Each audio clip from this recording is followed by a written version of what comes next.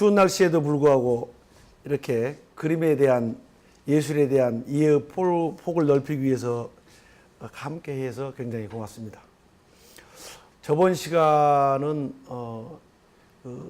인간을 그리는데 소묘라고 하는 독특한 방식으로 인간의 본질을 어떻게 드러낼 것인가에 대한 고민의 세월이 좀 있었고, 그 고민의 세월 이후에 이 땅의 역사가, 이 땅의 현재의 오늘이 왜 일이 긍정적이고 왜 일이 부정적인 것인가를 생각해 보니 이 땅의 역사를 통하여 현실을 되돌아보는 것도 의미가 있겠다. 그리고 그림에서 보면 이 언어를 통하여 또는 책을 통하여서 사람들에게 교훈을 줄 수도 있겠지만 그림만큼 강력한 어떤 메시지를 전달하는 것도 드물겠다, 이런 생각을 해서 지금까지 별로 없었던 역사 기록화라는 의미를 새롭게 해석해보자. 그 당시 박정희 정권에서 민족 중흥의 역사적 사명을 띠고라는 주제로 6.25 임진왜란 등의 그림들을 많이 이제 전시장에 그렸었거든요. 그것은 역사를 객관화시킨다는 의미에서 좋겠지만 감동을 준다는 측면에서는 작가의 형태를 드러낸다는 측면에서 조금 아쉬움이 있다. 그래서 제가 그런 측면에서 수목화를 통하여 역사화를 다시 한번 재창조한다는 것도 의미가 있겠다, 이런 생각을 했었습니다. 그래서 잘 알다시피 역사는 미래를 위한 과거와 현재와의 대화이다. 저는 거듭 대단히 운이 좋은 작가입니다. 이 그림을 그리자마자 오늘의 문제작으로 광고를 빼고 신문에 한 변에 다 장식합니다. 선정 경위부터 시작해서 작품 평까지, 저에 대한 이 31살 먹은 사람을 연보까지, 다음에 개인의 인터뷰까지 나온 걸 보면 정말 운이 좋고 주변 사람들에 의하여 복을 내가 타고났구나라는 생각이 들어서 그 당시 어렸을 때 느낀 게, 내가 정말 잘해야 되겠구나. 조금이라도 삿된 마음을 갖거나 이해관계에 얽혀있는 행동을 하게 되면 나는 참 사회의 진빚을 제대로 갚지 못하는 인간이겠구나, 이런 생각을 했었습니다. 그 당시에 선정위원인 이 박용숙, 윤범목, 박신희라는 평론가의 글을 들어보면 전체적으로 내용이 이렇습니다. 동양화단이 침체되어 있는 현실에서 전통 결의 그림을 지키며 수목화의 역사적 사실을 담은 점이 높이 평가되었다.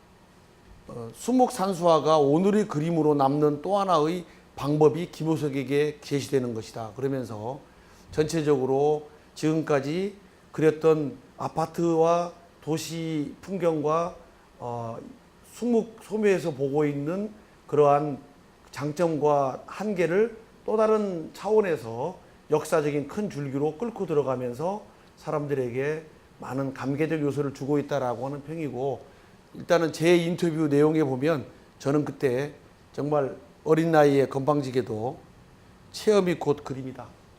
저는 갑오 농민 전쟁을 우리 역사 근대의 시작에서 첫 자주화 그리고 외세라는 측면의 출발이 맞물려 있어서 우리가 앞으로 인생을 살아가거나 삶을 개척하는데 매우 중요한 구심점이다라고 생각을 했었습니다. 그래서 그 당시 그림도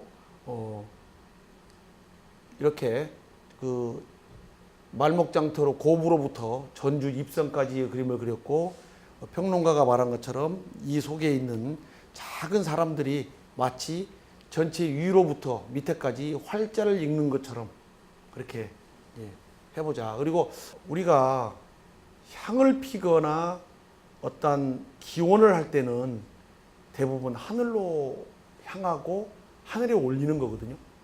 그래서 향불이 어른어른거리고 하는 이유도 올라가는 의미도 있겠지만, 신이 내렸을 때에 그러한 밝음도 아니고 맑음도 아니고 어두움도 아니고 약간 안개 끼고 조금 흐린 날씨 같은 것, 그런 데에서 이제 신이 내려온다고 그렇게 믿었습니다. 그리고 연기가 하늘로 올라가서 구름이 되면 좋겠다고 하는 염원 같은 게 있습니다. 이것은 인간의 기원을 하늘로 올리는 거죠. 그런데 반대로 여기에는 또 역이 있습니다. 피가 거꾸로 솟구친다. 분노가 치민다. 이런 것도 또 있습니다. 저는 그림을 그리면서 하늘부터 내려온 것이 이제 인간의 염원도 있겠지만 동학 농민 전쟁을 일으켰던 농민들에 대한 아픔, 분노 같은 것이 지상으로부터 분출되어서 솟구친다라고 하는 역발상을 생각하게 되었습니다. 그래서 이 그림은 순치에 대한 것이 아니라 역접의 관계로 해석을 했습니다. 그러나 내려오는 것은 고부로부터 전주까지 내려오는 것은 순접의 이미지를 생각했습니다. 즉 하늘로부터 인간이 기원하니 비가 내렸다. 그것은 하늘의 인간의 정성을 감복하여 내려주는 거죠. 또 슬픔과 기쁨조차도 인간의 눈 속에서 눈물을 통하여 흘러내리죠. 그래서 기쁨에 의하여 너무나 자기 자신이 자만에 빠질까 봐서 그 스스로를 통제하는 눈물을 흘리게 하고, 슬픔을 통하여 자기를 정화하는 눈물을 흘리는 것은 매우 긍정적인 것이다. 즉 내려오고 올라가는 것은 매우 상승과 하락이라는 것은 인생의 곡선과 똑같고, 그것을 통하여 우주의 삼림한상의 변화가 시작된다라고 생각해서 그걸 여기에 집어넣으려고 생각했습니다. 물론 여기에 들어가 있는 이 물감들은 뒤에서 색을 칠하여 황토연에서 나오는 황토빛으로 발임을 했습니다. 이걸 신문에 나왔을 때는 흑백으로 나오니까 훨씬 더 강력하게 이렇게 비치기도 하고, 그래서 부분을 조금 보겠습니다. 고부의 풍경인데 백산에 사람들이 모여서 이제 이 사회가 이렇게 되었느냐 저렇게 되었느냐 잘못하고 어떻게, 백산에 올라가면 멀리 군산 앞바다까지 넓은 개활지가 지평선이 보이는 곳입니다. 근데 백산은 실제로 올라가 보면 작은 산인데 그 주변에 사람들이 모두 모일 수 있는 거점으로서 위치가 있어서 그 백산이라는 데가 상징적이 있는데요.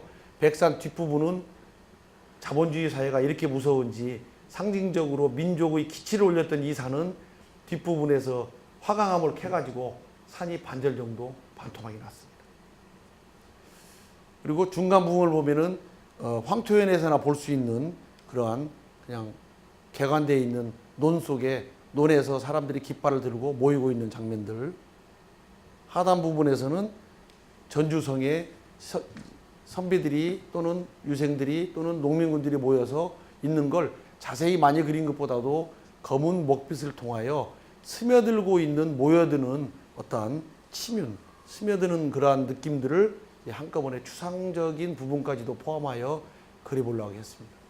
여기에 찍어져 있는 이 점들은 어떤 소리의 증폭이랄까 또는 깃발이랄까 농민들이 모이는 대한 고함 소리 같은 긴장미를 최소화시키기 위해서 그렸던 그런 그림인데, 지금 생각해 다시 보니까 이 그림은 저한테 없습니다. 전시를 하자마자 첫날 오픈하기 전에 바로 팔려나가 버렸어요. 어떤 눈이 있는 사람이 지금 이 그림을 누가 갖고 있는지도 모르겠어요. 조그마한 카다로를 찍어서 이렇게 흐립니다. 그리고 나서 신문에 문제작으로 대서특별하게 나오게 되고, 그 뒤에 사람들이 이 그림을 되사겠다라고 하는 사람들이 여럿이 나타납니다. 이 그림 전시를 하고 그런 주제로 그림을 그리면서 이제 두 번째 전시를 했는데, 두 번째 전시의 내용 중에 여러 가지가 많이 있습니다. 민족 순환사를 형상화한 이 작품은 내용의 서사적 표현도 성공적이지만 대작이 주는 감동이 있다, 이런 이야기도 있고, 한쪽에서는 아직 수묵운동에 대한 체험을 떨어내지 못했기 때문에 한계가 분명하다, 이렇게 추상적인 부분도 있다고 생각하는 거죠. 저는 평론가들이 글을 쓴 거에 대해서 단 한 번 더 읽어보라 그러면 토를 달지 않았습니다. 왜? 이 글은 당신의 글이기 때문에 이 한계도 또는 장점도 단점도 나중에 평론가가 책임져야 될 문제이지 제가 잘했대 못했다라고 평가할 수는 없습니다. 그 평가는 제 그림이 한번 바깥에 나오고 전시장에 걸리는 순간에 저에 대한 개인적인 사적인 관계는 사라져버립니다. 오직 전시장에서 관객들의 평가만 남아있을 뿐이죠. 빨리 손을 털어내고 자기를 잃어버리는 것이 최고인데, 여기에 연연해가지고 싸움을 하게 되면 결국은 그림이 공공성이 되지 못하는 것이 됩니다. 역사화는 그림이 쉽습니다. 왜? 누구든지 초등학교도 나오지 않은 사람도 읽을 수 있고, 이 그림을 통하여 민족에 대한 정체성, 우리 민족에 처해져 있는 아픔, 힘이 없는 약소민족이 어떤 징벌을 당하고 있는가를 보여주기 위해서 그린 그림이기 때문에 아주 쉽습니다. 그래서 저에 대한 작가의 노트를 조금 이렇게 보면서 그 당시를 회상해 보겠습니다. 워낙 40년 전의 일이기 때문에 저 또한 이 말이 옳은지 그른지에 대한 생각을 판단을 유보하기로 했습니다. 그래서 그냥 가지고 온 거고요. 역사를 되돌아보니까 우리는 인간이 아무것도 없는 것을 굉장히 고민했다. 말도 안 되는 것을 가지고 삶을 계속 살아왔고, 그런데 그 전체 말도 안 되고 아무것도 없는 것들, 별 볼 일 없는 것들을 생각해 보니까 그것 또한 이해하기가 쉽지 않았다. 아무것도 알 수 없었다. 도대체 역사가 이렇게 된 게 무엇인가. 그래서 우리가 고민하는 것이 다 그렇고 그런 것이었구나. 딱 그 순간에 저는 내가 놓쳤다. 타자. 다른 사람의 이야기. 다른 사람에 대한 이야기가 있는데 내가 아무것도 아닌 것처럼 느꼈고, 역사는 그저 만들어진다고 생각했고 흘러간다고 생각했다. 타자에 대한 이해 없이 어떤 예술도 불가능하구나, 이런 생각을 했었습니다. 그래서 내 주변을 돌아보니 말 없는 타자들이, 불빛들이 들끓고 있었다. 웅성거리고 있었다. 그걸 어떻게 그릴 것인가, 역사화 속에. 이때 이제 고민했던 내용들입니다. 이성적인 자들은, 뭘 조금 알려고 생각했고 먹물들을 읽었던 이 지식인들은 오직 지식만 있고 지혜가 별로 없었다. 특히 대학 생활을 하면서 학교 학생들을 가르치면서 반성한 것 중에 하나가, 내가 진짜 지혜를 가르치는가, 지식을 가르치는 사람이 아닌가, 지식 장사인가 라는 자괴감이 많이 빠졌습니다. 이성적인 자들은 자기만 대부분 있습니다. 애우고만 있는 거예요. 타자들을 다 죽여버리고 나와 의견이 다른 것을 받아들이지 않습니다. 그러나 양심을 가지고 있는, 해안을 가지고 있는 자들은 자기가 자기를 공격합니다. 내가 나를 죽여버리고 상대방을 존중해 주는 거죠. 타자가 다른 사람이 곧 나라고 생각하고 있는 이것이 역사화를 이해하거나 역사화를 바라보는 관점의 첫 출발하다고 저는 생각을 해요. 이 부분을 작가 화가 김호석이라는 사람이 이런 생각을 하지 않고 그냥 사진을 보고 그랬다라고 딱 하는 순간에 이 그림은 사진 이상의 가치를 갖지 못합니다. 작가의 깊은 고민이 바로 거기에 있는 것이고, 저는 거기로부터 삶의 치열함을 그려보자, 이렇게 생각을 했습니다. 그래서 작가가 하는 모든 행위가 그 작품이 돼야 되는데, 작가가 붓끝으로 새치혀로 말을 하고 사람들을 현혹시키는 것처럼 붓끝으로, 그 1cm, 2cm 되는 붓끝으로 그림을 그려서 사람을 매혹에 빠지거나 유혹하게 되면 이것은 대단히 예술이 아니라 오독이 될 수 있다고 생각을 해서, 내가 아는 모든 것이 예술이 되게 하자. 온몸으로 체험하고 온몸으로 부딪힌다. 과정에 충실하지 못하면 결과에 성공해도 망해. 그건 아니다. 그래서 갑오동민전쟁의 그림을 그리면서 그쪽의 고부를 들러 다니고 사람들을 인터뷰하고 거기서 자면서 무려 한 6개월 정도를 고민하면서 그랬던 그림입니다. 그리고 또한 역사화를 집착을 하지만 내가 역사화를 계속 그릴 것인가? 아니다. 지금 역사를 살아가는 사람의 지식인으로서의 반성을 한다는 측면에서 역사화를 끄집어 들여서 큰 줄기로 지금 나가는 것이지, 내가 소재에 집착하게 되면 그것은 소재주의적 작가가 되어서 단명한다라고 생각했어요. 이게 굉장히 중요합니다.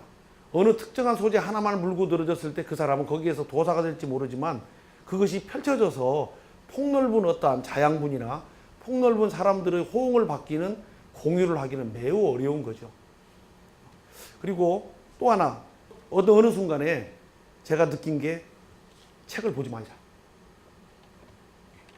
그런데 순간적으로 약간 건방진 생각인데, 동학농민전쟁부터 역사책을 한참 공부하면서 너무 많이 아니까 아는 체를 하면 안 된다고 생각을 했었는데, 책을 안 보니까 주변에 있는 모든 사람들의 눈빛이 전부 책으로 보였어요.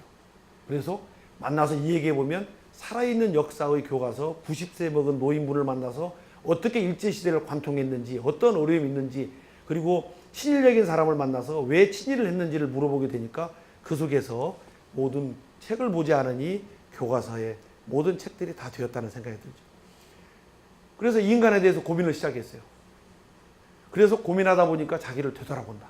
내가 어떻게 해야 될 것인가. 나라는 몸 안에는 수많은 나레이터가 있구나. 나를 설명해 주는 사람이 있구나. 역사화 속의 핵심 코드가 저는 그겁니다. 나레이터입니다. 어떤 평론가도 말한 바가 없습니다. 우리가 들을 수 있는 소리를 모두 다 들었다라고 표현을 하게 되면 그것은 새로운 것이 아니잖아요. 듣지 못했던 소리, 없는 소리를 듣는 거죠. 그러면 그렇다면 욕심에 가득 차 있으면은 다른 사람의 목소리가 들릴까?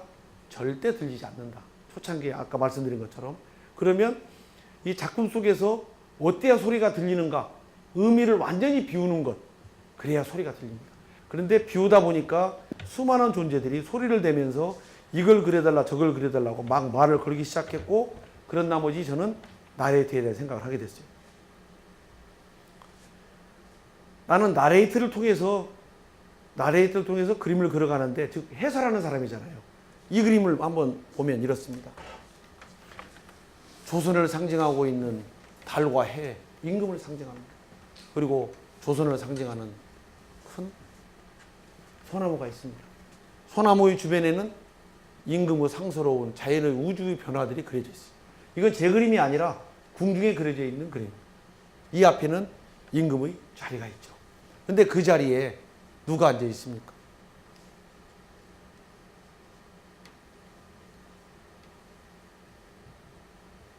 조선을 일본에 넘겨준 을사늑약의 주역들과 그 주역들의 부인들이 조선의 왕실을 차지하고 있습니다.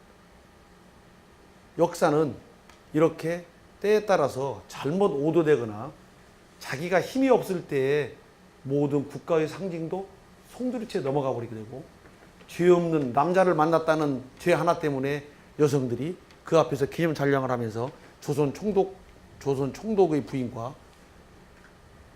이완용의 부인과 그 주변에 친일파 을사오적의 사람들의 부인들이 줄지어서 어떤 죄인지도 모르고 끌려나와서 영화를 누리게 되는 아픈 역사의 단면들을 그리게 되고, 이 뒷부분도 마찬가지로 그 당시에 했었던 사람들의 모든 친일 행각을 했던 여인들이 줄줄이 남성들이 앉아 있어야 될, 임금이 앉아 있어야 할 자리에 자리를 차지하고 있습니다.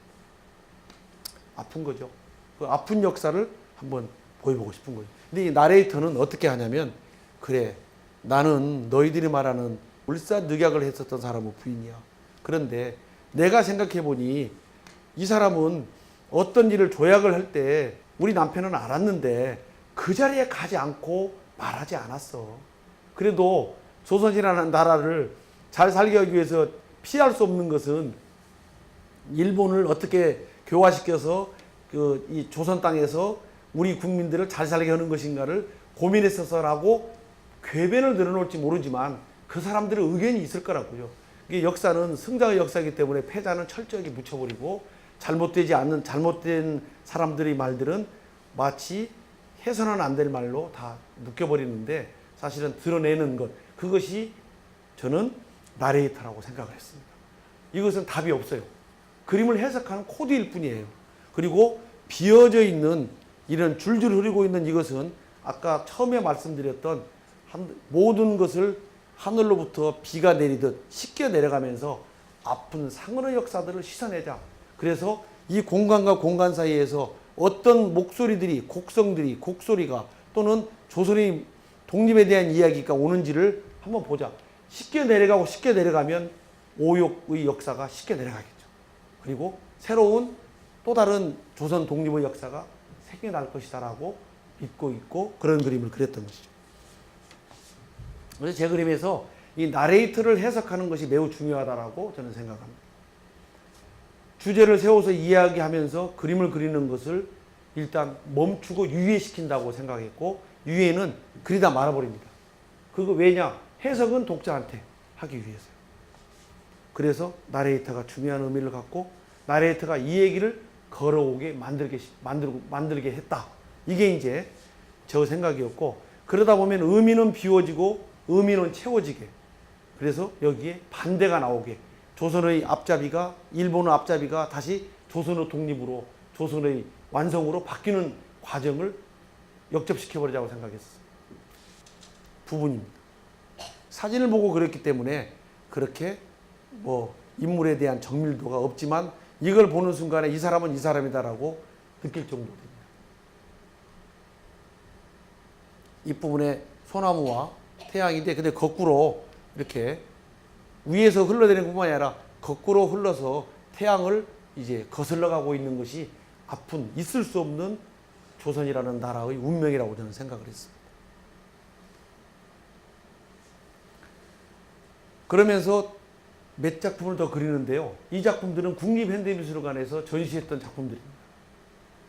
다 이 나라를 말아먹었던 이 대신들이 있고 일본 앞잡이가 있고 그 뒤에 또 일본 앞잡이들이 있고, 그런데 당시에 군인들이 이제 태평양 전쟁에 의해서 차출되어 나가고 노동대도 나가고 그다음에 뭐 조선의 사람들이 막 착출되어 가고 막 이러면서 일본군들이 태평양 전쟁을 일으키잖아요. 그래서 동남아를 먹고 막 그럴 때에 끌려갔던 이 정신대의 숭고한 조선의 딸들이 구천을 헤매고 죽어가 있으면서도 이 사람들이 어떻게 우리를 바라볼 것이라 생각해 봤어요. 우리의 해야 될 일은 무엇인가? 용서는 힘을 가진 자가 용서하는 것이 아니라 가장 핍박을 당하고 가장 어려움을 당했던 그 자가 용서했을 때 가장 힘이 있는 거거든요. 그래서 저는 영령들이요, 진짜로 잘 앞으로 하고 국가의 힘을 키울 테니까 더 이상 우리가 그대들을 지켜주겠나라고 하는 반성을 하지 않는다면 정신대의 문제는 돈의 문제를 떠나버립니다. 우리가 느끼지 못한다면. 그래서 저는 그렇게 생각했고요. 그래서 그 당시에 있는 사진 자료를 통해서 정말 어렵게 초창기에 80년대에 일본에 가서 구해왔던 자료들. 이분들을 위에 놓고 제일 크게 그리고 밑으로 내려오면서 이 정신대의 사람들에 대한 그 순결한 조선의 생각들을 전부 다 흘러내리게 만들어서 너희들을 용서하겠다, 너희들도 용서하겠다 그러면서 우리 스스로가 치유수단으로 이렇게 흘러내리는 것을 그림을 그렸습니다. 부분도입니다. 아까 말씀드린 것처럼 나레이터를 통하여 말하는 것처럼 비워지고 의미를 없애버리고 그랬던 것, 한쪽에서는 채워지고 또 지우는 것. 그러니까 이거 동양화의 기법에서는 없어요. 그런데 제가 이렇게 쓴 이유는 역사화를 그릴 때에는, 특히 일제시대의 한거사를 그릴 때에는 이 방식이 주요할 것이다라고 저는 생각해서 그렇습니다. 그 당시 국립현대미술관에 제 작가 노트가 이렇게 실려 있었습니다. 선열들의 구국을 위한 독립정신을 계승하고 독립을 위해서 육신과 영혼을 불살랐던 분들은 숭고한 넋을 본받아야 한다고 우리는 배웠죠. 그렇게 가르쳤어요. 그러나 현실은 과연 그런가? 제가 독립유공자의 후손이다 보니까 저한테 왔었던 수없이 많은 어려움들이 과연 이 세상이 대한민국이 바른 나라인가를 되뇌이게 만들었습니다. 독립투사의 후손은 대학에 어떤 이력서를 내서 임용 올 때, 면접 볼 때, 독립투사 후손인 거 보니 뭔 일이 있으면 계속 따지고 힘들게 하겠구나 라고 이야기하는 면접관도 있었습니다. 현실은 부정적이다. 그분들의 자손들은 이 땅에서 소외되고 냉대받고 있다고 하는 것이 솔직한 답변일 것이다. 왜? 일제시대 때 학교를 거부해서 일본 교육을 거부하다 보니 해방되고 난 뒤에 친일파가 정리되지 않은 상태에서 쓸 자리가 없이 다시 노동자로 전락할 수밖에 없었잖아요. 찢어지는 통분 속에 구천을 헤매며 고향 산천을 목매이게 그리워하는 혼들어 절규를 통해 얼룩진 역사의 한 단면을 오늘의 입장에서 재조명하고 싶었다. 제가 보니까 한 20대의 부끄러웠던가 봐요. 이렇게 뭘 긁고 있는 것 같고. 지금 역사를 제가 이제 보여드리는데 그림이 그렇게 어렵지는 않죠. 이해하기가 어렵지 않을 거예요. 지금 봤던 모든, 앞으로 볼 그림조차도 포함해서 이 역사화는 저한테 한 점도 보관되어 있지 않습니다. 이런 역사화를 왜 미국 사람들이 다 사갔을까요? 한국의 사람들 관심 없어요. 그리고 지금도 논문을 쓰는 외국 학자들이 왜 이 그림을 도판으로 넣겠다고 저한테 연락이 올까요? 저는 제 생각이 옳다고 생각을 했어요. 인간은 숭고하다. 어느 누구도 인간이라는 이름을 잔인하게 피폐화시키거나 죽이거나 모욕적이거나 잘못하게 할 수는 없다. 인간의 숭고한 이 정신을 함부로 가볍게 여기는 순간에 그것은 징벌을 받는다라고 생각을 해요. 그런데 서양 사람들은 이 그림을 인간이 지닐 수 있는 가장 최악의 경기 속에서 살아남기 위한 조선 사람들의 투쟁의 결과, 그 정신은 이름 없이 내가 누구다라고 말하지 아니하고 꿋꿋하게 공공을 생각하고 조선이라는 나라를 생각했던 그 사람들의 숭고한 뜻은 지구가 있는 한, 역사가 있는 한 영원하다라고 이 그림을 삭았던 단체들이 말을 합니다. 그런데 굉장히 관심이 있는 게 이 사람들은 독특했습니다. 한국의 평론가들은 제가 이 그림을 그린 이유에 대해서 그렇게 묻지 아니하고 역사와 현실을 빼어난 수목화가가 그리고 있다라고 대부분 평을 했고 기사화되는데, 미국에 있는 평론가들은 와서 뭐라고 하냐면 첫 조상의 출발은 어디냐, 조선시대부터 몇 대의 너는 후손이냐, 너의 고조부는 어떤 사람이냐, 현손으로서의 고조부는 어떻게 생각하느냐, 증조부는 무엇이냐, 조상에 대한, 어머니는 어떻고 할머니는 어떻고 조상에 대한 얘기만 계속 물어요. 독특했어요. 저는 그게 싫었고, 왜? 내가 자랑할 것이 그것뿐이었는데 그거 자랑하는 것이 이상했어요. 왜 물어보느냐, 너의 유전인자가 이 그림을 그리게 만들도록 너를 저 멀리 역사로부터 호명했다고 생각하기 때문에 너를 그림을 이해하려면 너의 진정성, 정체성을 이해하지 않고 그림은 불가하다. 그래서 어떻게 삶을 살았는가 조상을 물어보는 거다. 이 내용들은 그대로 이제 부분적으로나마 또는 어느 부분을 중요하게 미국에 있는 잡지나 신문에 소개됩니다. 이런 역사적 배경을 갖고 있는 자가 아픔을 딛고 일어서면서 한국 역사를 다시 새롭게 해석합니다. 노무자로 끌려간 한국의 노동자들, 감옥에서 해방이 되자마자 나온 사람들의 몰골을 보면 무지하게 때리고 구박하고 먹을 걸 주지 않으면서 힘들게 만들었다 이거죠. 시신도 찾지 못하고 영혼도 뭔지 모르고 나라를 위해서 끌려갔던 사람에 대한 진원곡을 올려주지 않는다면 이 조선이라고는, 대한민국이라는 땅이 국가가 있을 이유가 또 없는 거예요. 죽기 살기로 싸웠던 사람에게 국가에서 훈장을 주고 죽은 사람의 자손을 끝까지 돌보는 이유 중에 하나는, 국가를 위해서 희생한 사람은 국가가 돌보지 않는다면 그건 국가의 존립 근거가 약하지 않습니까? 그래서 초상화를 그려주고, 그래서 지금도 대통령 포상을 주는 거 아니겠습니까? 그것을 바르게 주는 것이 무엇보다 중요하죠.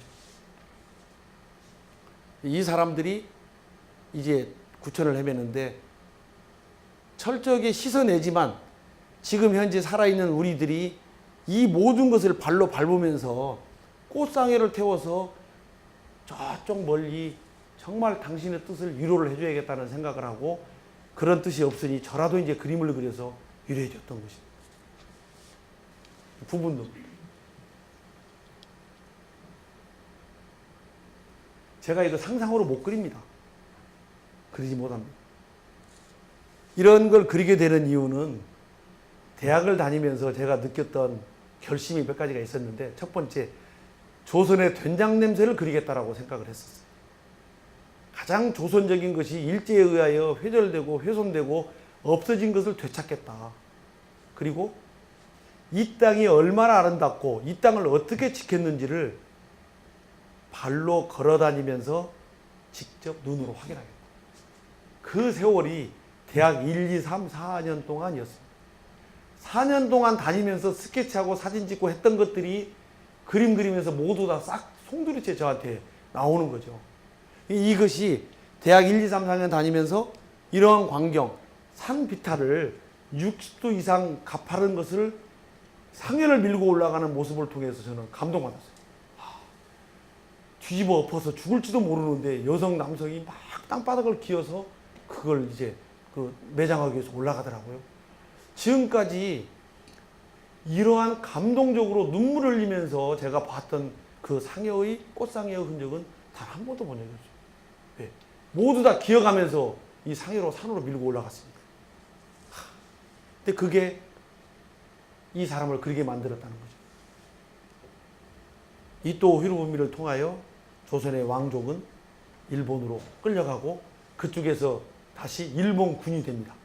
일본군 장군이 되어서 장병이 되고 장교가 되어서 다시 또 태평양 전쟁과 조선을 또 통치하게 되는 거죠. 참으로 역사는 아이러니합니다. 그 사람들에 대한 이야기를 또 이렇게 그리게 되었고, 이 그림도 저한테 작품이 없어서 카탈로그를 찍어서 조금 이렇게 흐리기는 합니다. 그래서 그 당시 그림들은 흘러내리거나 원자폭탄이 폭발하는 것이거나 그러한 형상을 대부분 주고 있는 일관되는 흐름이 있는데 한 점 한 점 볼 때는 모르지만 전체를 그림을 쫙 펼쳐놓고 보면 일관된 흐름이 있어서 사람들에게 약간은 숙연해지게 만들고 음악도 무반주 첼로를 딱 틀어놓으면 또 그 부분이 잘 먹어 들어갑니다. 현이 길어서. 이건 그림이 없어서 조그마한 카탈로그에 실려 있더라고요. 그러니까 우리가 이 민용안의 유서 자결하지 않습니까? 러시아 황제 대관식에 특파되고 그다음에 을사조약을 무효다 폐기해라 라고 하는 것을 상소를 올리면서 그것이 뜻을 이루지 못하자 국민과 각국 공사들에게 올리는 걸 그리면서 이제 유서를 써놓고 자결해버립니다. 이게 일제시대는 어찌 보면 뜻 있는 사람들이 대단히 많이 무장투쟁을 하면서 싸웠지만 한편으로는 철저하게 무장투쟁을 일으키기 위하여 자결을 통하여 죽음을 통하여 조선이라는 땅을 부추겨서 뜻 있는 사람들한테 살게 만드는, 일으키게 만드는 역할을 같이 했었거든요. 그때 보면 유서 그래가지고 우리가 익히 알고 있는 5호 통제라고 5호라 이렇게 시작하죠. 나라의 수치와 백성의 욕됨이 여기에 이르렀으니 우리 인민은 장차 생존 경쟁하는 가운데 모두 멸망하려 하는도다. 대저 살기를 바라는 자는 반드시 죽고 죽기를 기약하는 자는 삶을 얻을 것이니 쭉쭉쭉 하다가 마음으로 단결하고 힘을 합쳐서 우리의 자주 독립을 회복한다면 죽은 자는 마땅히 저 어둡고 어둑한 죽음의 늪에서나마 기뻐 웃으리라 하고 본인이 스스로 죽은 자라고 얘기하면서 이제 얘기하고 그러면서 저는 그걸 신갈에 있거든요. 인용하는 묘소가. 그래서 묘소 비에 있는 유서 원본을 탁본하여 이제 이 민용환 선생이 그 당시에 이런 마음이었을 거다 하고 제가 이제 작품으로 바꿨던 것입니다. 이런 작품들을 이제 발표하고 나니까 여기저기에서 연락도 오고 외국 전시가 붐을 이루게 되고 한국에서 유명한 오왕 선생님이 제 그림에 대해서 제2, 제3의 새로운 수목운동의 성숙기라고 하면서 이제 글을 씁니다. 그건 전체적인 이 2페이지에 걸쳐서 나온 미술 잡지에 나와 있는 것이지만 전체적인 내용은 역사에 대한 관심이 다름 아닌 현실에 대한 인식이 높아질수록 비례한다. 그러니까 김호석은 현실에 대한 의식이 굉장히 크기 때문에 역사에 대한 관심을 갖고 있구나 이렇게 이제 해석했고요. 다음에 그는 역사를 통해서 현실을 보고 있다. 직시한다. 눈이 떠 있다. 이런 말씀을 하셨고 이게 역사적 사건의 생생한 추체험이 이루어질 때 현실은 단순한 현실이 아니라 도도한 시간의 띠 속에 그 속에 드러내게 되는 살아있는 역사가 되는데 김호석은 살아있는 역사를 지금 체험하고 있다. 그리고 제 그림에서 이 광복군 위에 그린 것처럼 빛바랜 과거의 사진들이 시간 속에 바래지 않고 의미가 있는 기록으로 되살아날 수 있는 요인도 바로 여기에 있다. 라고 하면서 이 글을 냈는데 수묵운동이 80년대에 일어났는데 개인적으로 이제는 집단이 아니라 개인적 성수구 단계로 집어들었다 하면서 매우 긍정적으로 저를 치켜 세워 주었고 저는 사실은 2년 동안 역사 기록가 몇 점 그렸다고 제가 그런 평가를 받는 게 사실은 쑥스러웠어요. 그런데 거기에 그치지 않고 그 당시 유명한 잡지인 가나와랑에서 만든 가나아트에서는 무려 상당한 페이지에 걸쳐서 김호석 작가 연구가 처음 시작합니다. 지금은 거물이 되었는데 이태호 교수가 이제 쓰기 시작하고 이 이태호 교수가 볼 때 민중지향적 관점에서 바라보는 사람은 저는 그림이 조금 더 투쟁적이고 민중적이고 체제를 이제 적나라하게 드러나거나 체제를 비판적으로 바라봐야 되는데 약간 어물쩡하게 바라본다라고 본인이 글이 많이 써 있습니다. 제 작가 노트가 여기에 있는데 거기에 잠깐만 보면 이렇습니다. 왜? 누굴 위해서 무엇 때문에 그림을 그리느냐? 서민에게 건강함과 생업 활동을 위해서 솔직하고 개성 있는 개인 화가이기 위해서 출세를 위해 오늘의 삶을 위해 어쨌든 오늘의 삶을 관망자가 아닌 참여자의 입장에 서서 역사의 교훈과 극복해야 할 민족사, 사라져간 우리 것, 역사의 굴곡과 현실을 정리하며 모든 이들에게 알리며 감동받게 하겠다라는 것이 저 의도였습니다. 그리고 뒷부분에 가서는 제가 고민을 합니다. 이런 것들이 어쨌든 오늘의 눈으로 올바르게 현실을 직시하며 시대의 아픔과 기쁨을 그리면서 기록하는데 온 힘을 쏟아도 좋을성 싶다.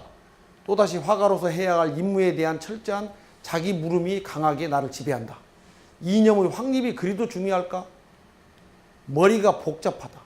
하여튼 보다 철저한 내적 축적이 있어야겠지. 무조건 많이 그리는 작업량이 엄청나야 할 텐데 그 당시는 밥 먹고 할 일이 없으니 그냥 그림만 그리면서 노무자적으로 저는 살려고 생각했어요.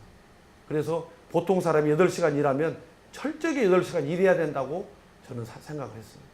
그래서 지금도 그렇지만 작업을 하기 위하여 누가 점심 먹자고 약속하면 제일 싫습니다. 그 시간에 지금 한참 그림을 그려야 되고 그래서 도시락을 지금까지 싸가지고 다니면서 시간을 아끼고 있거든요. 이것이 지나친 어떤 집착인지 애착인지 모르겠습니다.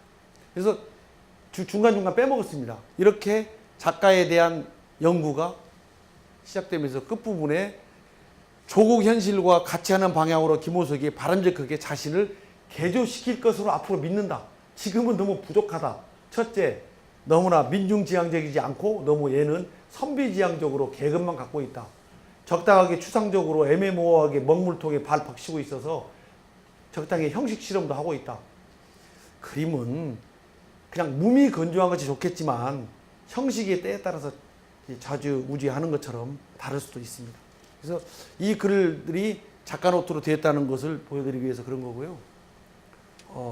제가 이런 그림을 그리다 보니 시대가 뚝 떨어져서 광주 민주화 운동사라는 것을 국회에서 정부로부터 그려달라고 요청을 받습니다. 그래서 이 그림이 국회에 지금 본회의실 앞에 있는데 이제 그림 내용은 지금과 흘러내리는 것은 없지만 가장 중요한 것을 그 당시에 언로가 개방되고 이게 통제했던 시대잖아요.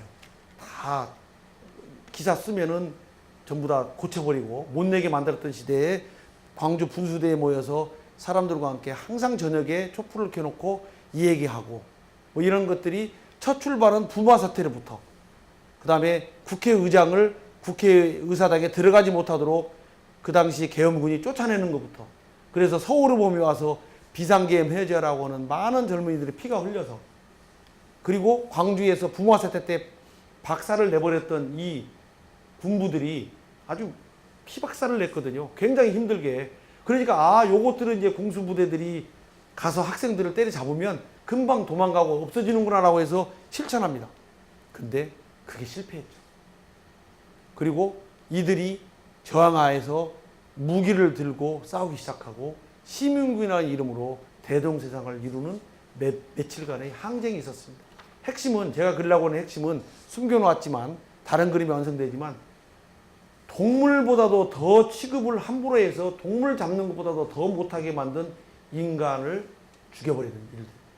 이건 광주 민주화 항쟁이 우리가 안고 있는 영원한 부채의식을 가져야 되고 항상 안고 가야 될 아픔인 거죠. 지금 국회에 걸려 있습니다. 부분도 그 당시에 사진 자료를 가지고 그렸고 실제로 이렇게 흐리하지는 않습니다. 근데 저한테 사진을 확대시켜 보니까 그러는데 국회에 가서 찍어야 되는데 그게 조금 놓쳤고요. 시민군대. 그 뒤에 그림 한 장을 더 그립니다. 사람을 얼굴 형상 속에 갈갈이 찢겨져 있고 죽음을 말할 수밖에 없고 목이 곧 떨어질 것 같은 형상 속에 시민군들의 모습들이 닭장차에 끌려가고 뒷손에 묶이고 죽음을 당하고 때려맞고 피를 흘리고 했던 그 밑에는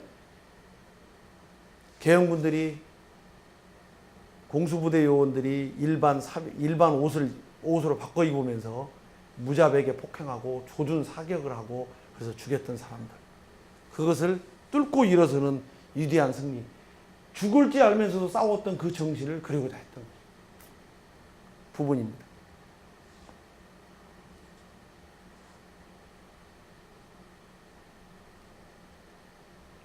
그리고 90년에 그린 그림인데 징용자의 자리매김 잊혀진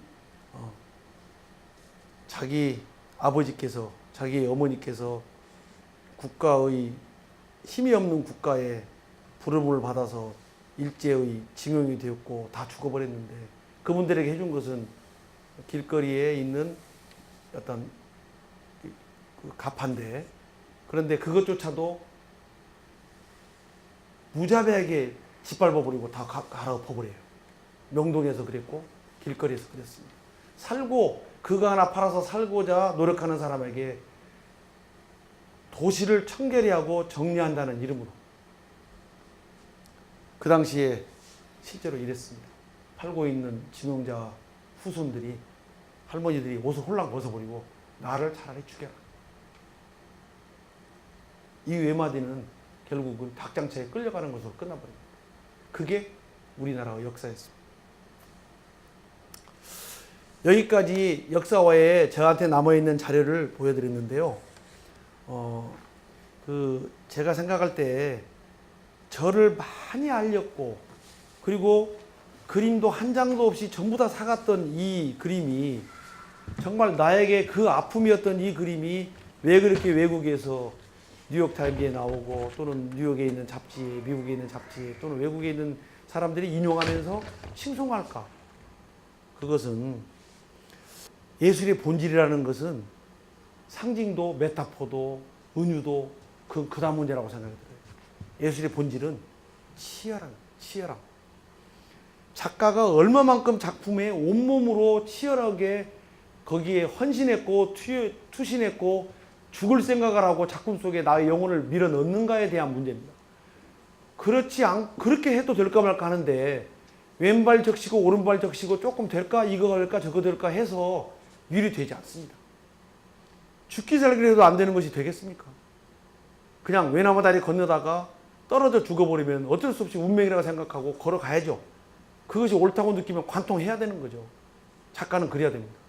눈치 봐서는 안 됩니다. 그래서 삶은 생명과 관계가 있다. 생명력을 그리는 것이 예술이다. 그래서 저는 그 중에 하나로 역사화를 통하여 우리에게 힘이 없는 것, 역사화를 통하여 우리가 앞으로 나아가야 할 좌표를 우리 모두 느껴보자. 생명력은 소중하다. 인간의 본성도 소중하다. 어떻게 살 것인가? 각자 답을 스스로 가슴속에 가질 것이다. 이런 생각을 하고 그랬던 그림입니다. 강의 마치겠습니다.